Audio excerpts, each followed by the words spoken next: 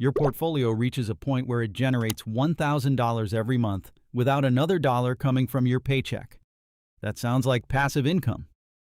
But the biggest change is not the extra money. It is that you are no longer the only one funding your financial future. If you invest $500 per month, your portfolio is now contributing twice as much as you are.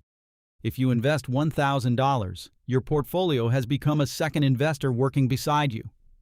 And if you invest $1,500, your assets are already adding 2/3 of that amount without requiring more hours or effort. That does not mean you are financially free. For most American households, $1,000 will not replace a paycheck. But it is no longer insignificant. It could cover groceries, utilities, insurance, transportation, or part of your housing costs. And that is where the real question begins. Not simply, how much do I need to earn $1,000 per month? But what should I do differently once my portfolio gets there?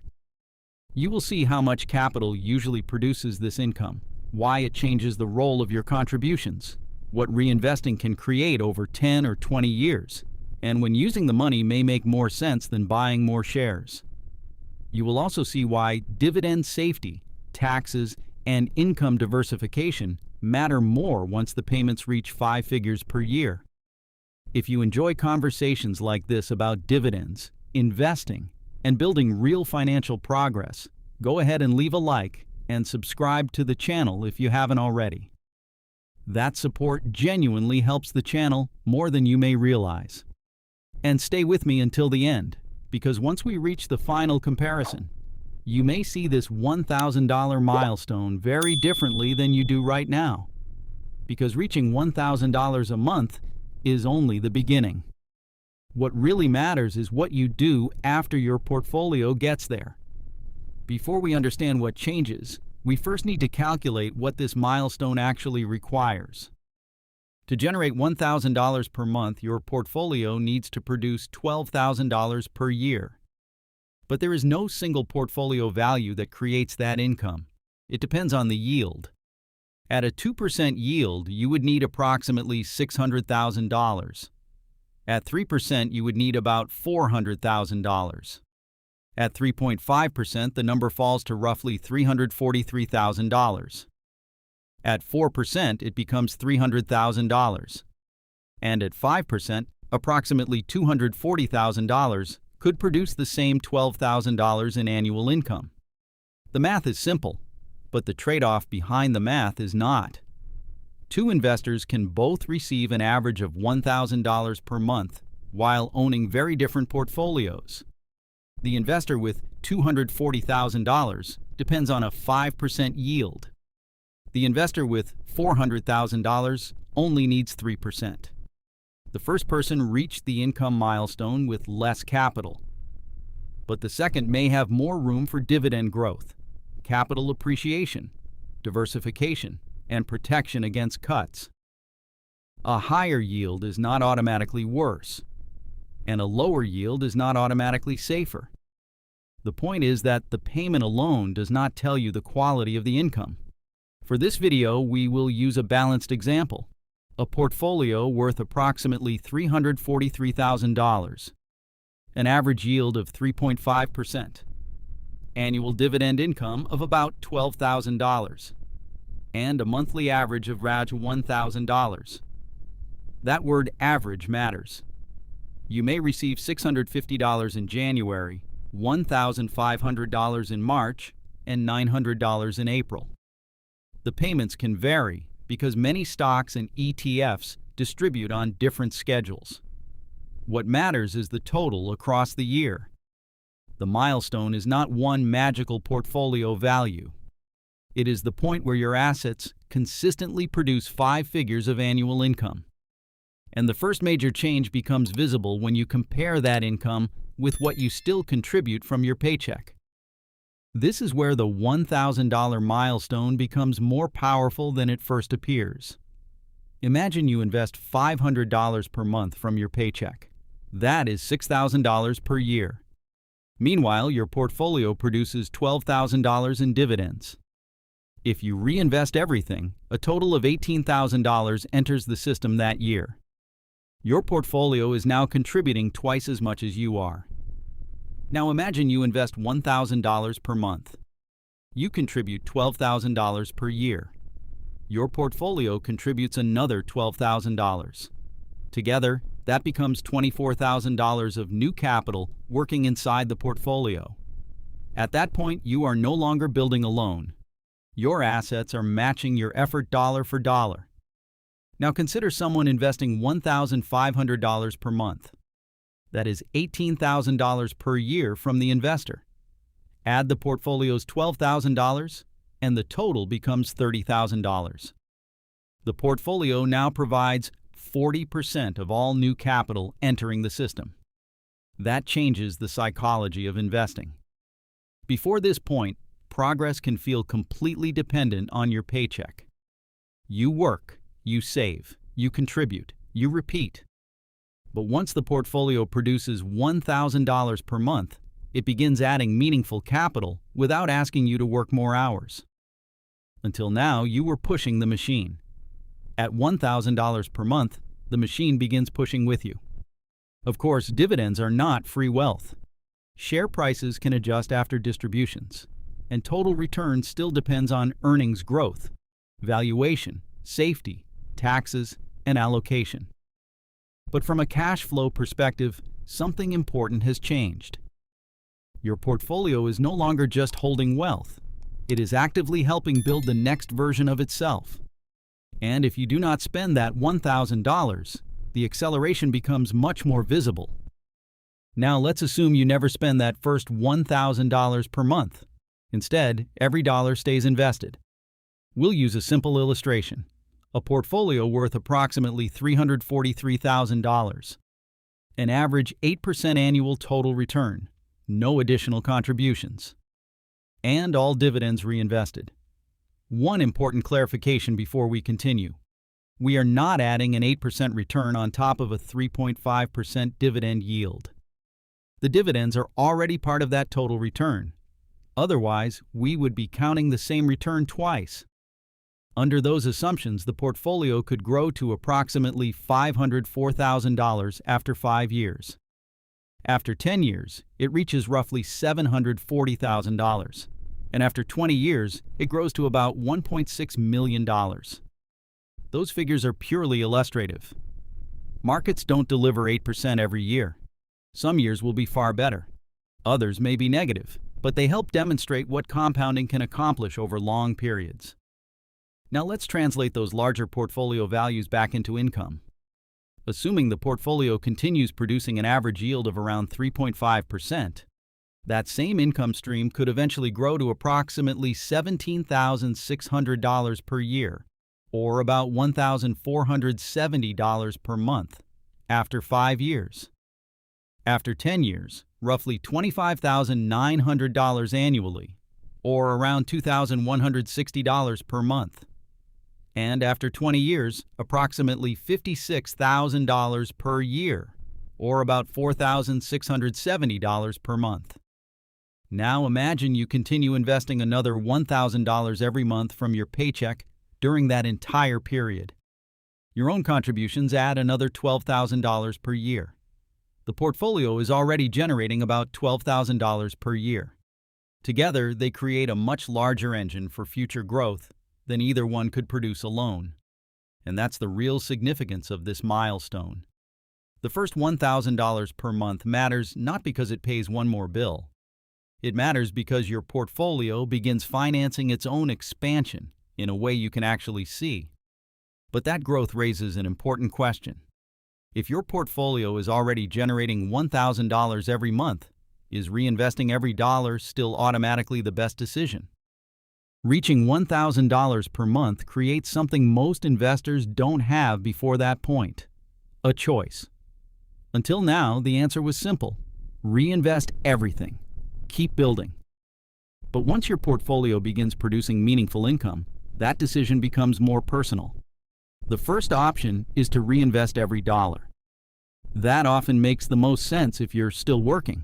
Retirement is years away. You don't need the income, and you already have a separate emergency fund. Every dividend simply buys more assets, which can produce even more income in the future. The second option is to use the entire $1,000. For someone already retired, that may be the better decision. If those dividends cover part of your expense gap, using the cash flow directly may reduce the need to sell investments during market declines. In that stage of life, maximizing your portfolio isn't always the primary goal. Making retirement more predictable often matters more. Then there's a third option, and for many investors, it's the most practical. Use part of the income, reinvest the rest. Maybe you reinvest $600 and spend $400. Or perhaps you split it evenly. The point is that the portfolio begins giving you flexibility instead of forcing a single answer. That $1,000 could pay for your groceries. It could cover utilities and internet. It could help pay Medicare premiums or other healthcare expenses. It could set aside money each month for your annual property taxes. It might even allow you to cut back on overtime, spend more time with family, or simply feel less dependent on your next paycheck. That's why this milestone is so important. The first $1,000 per month doesn't have to replace your salary to change your life. Sometimes it simply buys back a small piece of your time. One investor uses it to reduce overtime. Another lets it replace part of what they used to invest from their paycheck. Someone else continues investing exactly as before and reaches financial independence even faster. The first $1,000 may not buy retirement, but it can buy options. And the more valuable that income becomes, the bigger the mistake it is to judge it only by the number showing on your dashboard. The next question is even more important. How reliable is that $1,000? Once your portfolio generates $1,000 per month, the question changes. At first, you ask, how fast can I reach $1,000? After reaching it, you begin asking, how do I keep this income growing? That does not require analyzing every financial statement or obsessing over every dividend payment. It simply means looking beyond yield. Is the income supported by growing earnings and healthy cash flow? Is the portfolio relying too heavily on one sector or one type of fund? And are the fees reasonable? A portfolio can own 20 different investments and still receive most of its income from REITs, utilities, energy companies, or covered call funds. That may look diversified on the screen, but the income can still depend too heavily on the same economic conditions. The goal is not to eliminate every risk. It is to avoid one problem, reducing a large portion of your income at once. Imagine your portfolio generates $12,000 per year. If the income falls by 20%, your monthly average drops from $1,000 to $800. That would be frustrating while you are still accumulating. During retirement, it could affect your budget. So the milestone creates one new responsibility. Do not just reach the income. Build it in a way that has a reasonable chance of surviving and growing. Reaching $1,000 is an income milestone. Protecting it is a portfolio management milestone. And there is one final detail that becomes more noticeable when your portfolio starts producing 5 figures every year. Taxes. Once your portfolio produces $1,000 per month, taxes become harder to ignore. That is because $12,000 per year is no longer a small amount of income, and the number your portfolio generates is not always the number you keep. Inside a taxable brokerage account, reinvesting dividends usually does not make the tax bill disappear. Your DRIP may use every payment to buy more shares. You may never transfer the cash to your bank account, but the income may still be taxable. The exact treatment depends on whether the payment is classified as an ordinary dividend, a qualified dividend, a capital gain distribution, or return of capital. You do not need to become a tax expert. You simply need to understand that two portfolios producing the same $1,000 per month may leave you with different after-tax results. This is also why account location starts to matter. A taxable brokerage account, Roth IRA, traditional IRA, 401k, and HSA can each play a different role. There is no perfect arrangement for everyone. Your tax bracket, age, retirement plan, and future withdrawal strategy all matter. The practical lesson is simple. Do not compare investments using yield alone. A portfolio yielding 4% may not actually serve you better than one yielding 3.5% if it creates higher taxes, charges larger fees, grows more slowly, or requires more risk. The number displayed on the screen is your gross income. What matters to your life is the amount that remains after taxes and costs. And now we can answer the question behind this video. When your portfolio begins earning $1,000 per month, the biggest change is not simply the money arriving. It is that your portfolio has become a meaningful partner in building your future.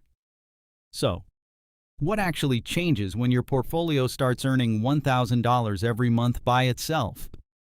The biggest change isn't the money, it's the relationship you have with your own future. For the first time, your portfolio becomes a real contributor. Instead of depending entirely on your paycheck, another $12,000 per year is quietly working alongside you.